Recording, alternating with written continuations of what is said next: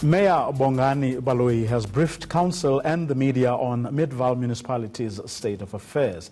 The municipality has been embroiled in a jobs for cash scandal which has implicated several senior politicians and officials. Baloyi joins us now to discuss this. Good evening, sir. Thanks very much for your time. Good evening. Now, from what was out there in the public domain, there was a member of the mayoral committee as well as 4 directors, officials of the municipality who were implicated in this jobs for cash scandal. Is that correct? That's not correct. The title jobs for sale is actually quite misleading because as we have always tried to unpack the issue to our residents and to media as well as to separate the issues, the only part which relates or involves cash is allegation in relation to the member of the mayoral committee, which I refer to the council's ethics committee, which is a relevant body to deal with the conduct or allegations against the public office bearer.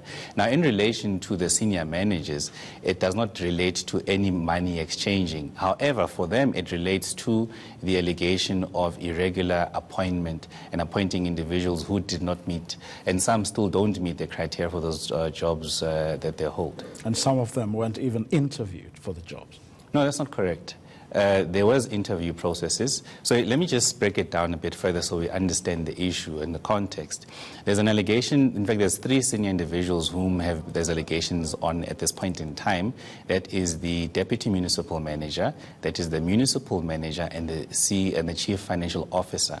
Insofar as the deputy municipal manager, we're at a stage where now we don't refer to them as allegations anymore because we've got an outcome from an independent investigation. So now there's prima facie evidence. And the recommendation there is that, one, it categorizes the evidence and the allegation as of a serious nature, and secondly, advises council to conduct a disciplinary hearing as soon as possible. So now we've moved from allegations to prima facie evidence at this point in time. How long did it take to go from allegations to prima facie evidence? This was about 25 days. So at this point in time, I mean, we are 30 days in this process, and already now we've confirmed and tested allegations on one individual, and now we're going for a disciplinary process.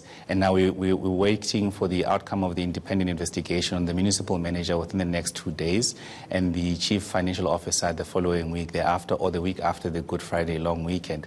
So within 30 days, Bravo, where have you heard or seen such decisive action that has taken place to hold people accountable and to show there's decisive and clear consequence management?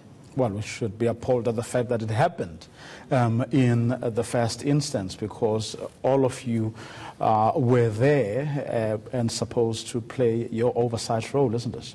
Certainly, but what people may term a scandal for us is an opportunity to prove decisively that there is clear consequence management.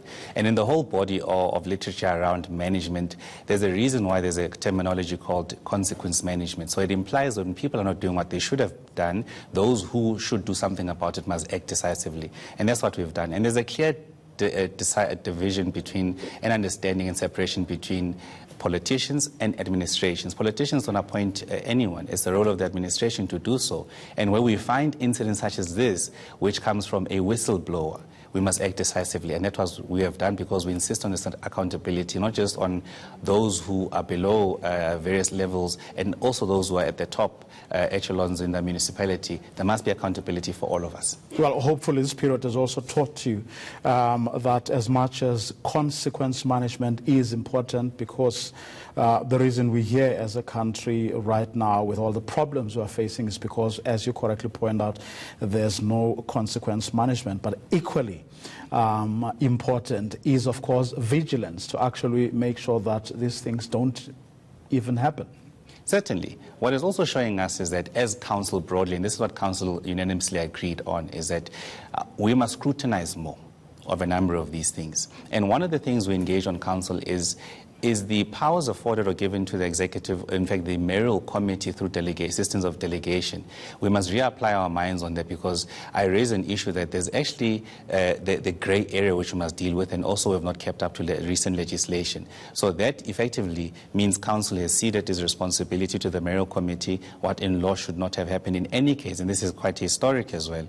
So there's many lessons that one has learned in this case to ensure that it never happens again, and we put measures in place to ensure that in in the event there's allegations, serious allegations such as these, how do we do so? And more so when it relates to those who are guardians and custodians of these policies of the municipality, which is a deputy municipal manager who's the head of corporate services, which includes human resource, and the municipal manager and the chief financial officer. So you can even see that the nature of these allegations, had it not been for a brave whistleblower who said this is not right, we must ensure that we escalate this to the mayor, who we believe have got confidence in to act, and that's exactly what I've done and acted. But how much of that laxity is precisely because of people who are in powerful positions like mayors, essentially running, roughshod over what is supposed to be the interests of the people?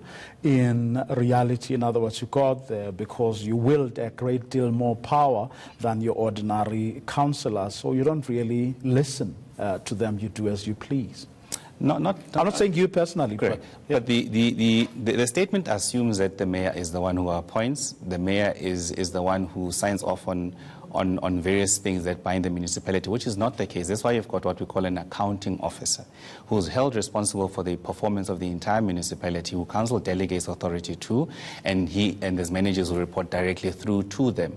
So accountability is of a nature that, one, I must be upfront, and which I've disclosed at the point I've been made aware of these allegations, and one, to test them and to deal decisively and with speed as well, because we've got a very defined period of time in terms of the relevant legislation we're using to deal decisively with this, which is 3 months. So we're due to meet these, but what's of top concern for me is to reassure our communities and stakeholders that the municipality is not a Baloyi Pty Ltd, it's not a spaza shop, it's an institution. So yes, 3 key senior people may not be there, but we continue to deliver the services to our people and aspire to meet the aspirations of our people. Quickly, we've run out of time. Your corporate services MMC, Amelia Tsukudu, was also embroiled in this. She offered to step aside and she was put on suspension. What is her status now? Well, subsequent to the finalization of the ethics investigation adopted in council, which cleared her of any wrongdoing, then 2 days after that I studied the report and then reinstated her in her position. So at this point in time, she's back to office. And you're confident that even the process that she had to go through was above board? Certainly. I mean, our ethics committee, Vuyo, has a history of taking decisive decision across political parties. From my party's point of view, from the eNCA, also they've been very consistent. So from the history of experience and what I've seen them do, I've got no reason to believe otherwise, unless someone shows evidence to that effect, which will warrant a different approach. Okay, that's what we're going to leave. Thanks very much for coming through. Midvaal